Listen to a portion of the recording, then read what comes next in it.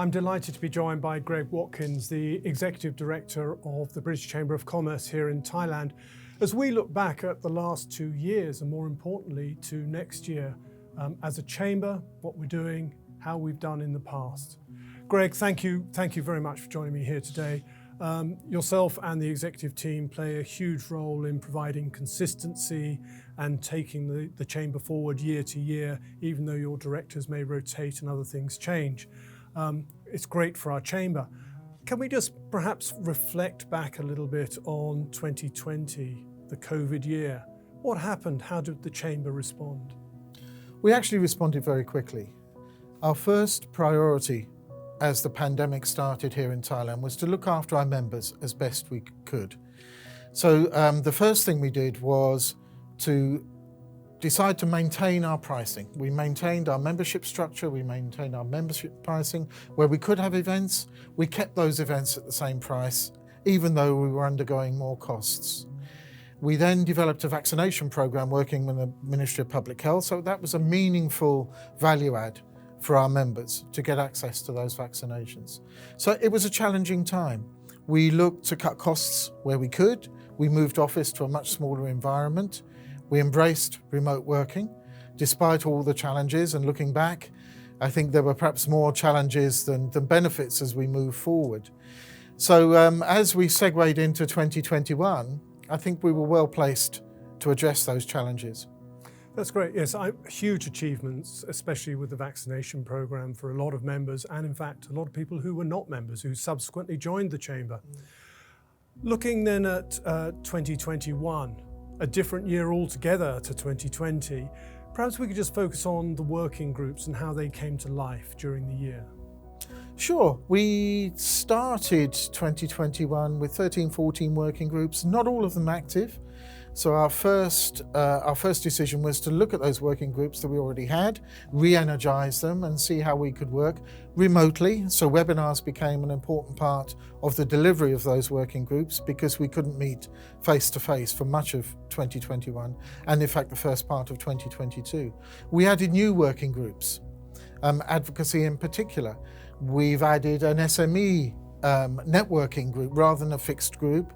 It's a format that meets every 6 weeks that all members are eligible to come along to and very welcome to come along to and brainstorm different issues affecting SMEs. So working groups are very much going to be part of the Chamber's future. There are more working groups coming in 2023. So it's a very positive aspect of what the Chamber has been doing and something that came out of the COVID pandemic. Yes, I'm delighted at the way we've got board directors actively leading, but also just ordinary members who are not on the board actively involved and leading working groups. And of course, the wider participation in our working groups is fantastic. A diverse population, some great ideas and great things happening. One of the key things that the Chamber has been involved with in 2022 very heavily is with the Embassy and DIT and also with the Thai government. Perhaps you could just share some of your thoughts around that. Sure, so 2022 was interesting. The 8-year project we had with the Department for International Trade through the Embassy in supporting UK SMEs coming into Thailand, that project ended at the end of March this year. But our work with DIT and our work with the Embassy definitely didn't end, and it was focused more on the Enhanced Trade Partnership, the Joint Economic and Trade Commission that has been set up between the UK and Thai governments.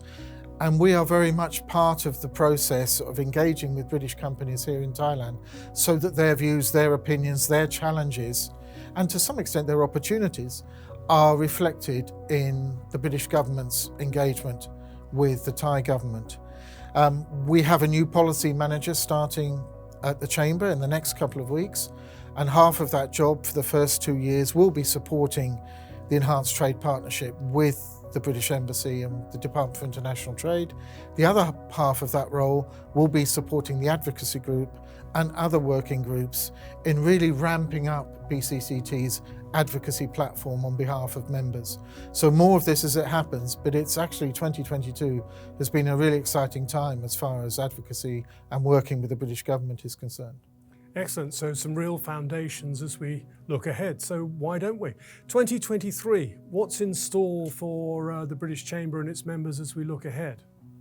Well, Chris, I mean, it really depends how you and your fellow board directors treat my budget proposals in several weeks' time, because I think, as I alluded to earlier, we've spent a lot of time reducing costs across the board.